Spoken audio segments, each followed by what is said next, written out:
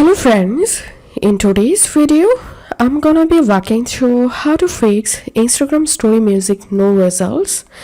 So the first method is open your Instagram profile and tap on this three line icon to the right hand corner.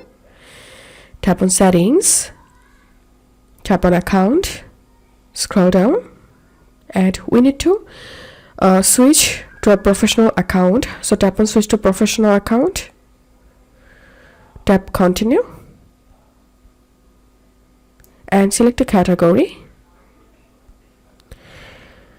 and select a category and click on next. And after converting your personal account to a professional account, your problem will fix now. And if you don't want to convert your profile to a professional profile or professional account, then here is another method to fix this problem. So for that, open your Play Store and search here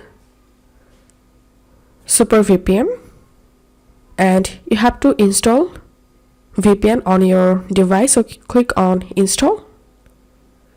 After that, open VPN app, tap on continue, allow, tap on connect,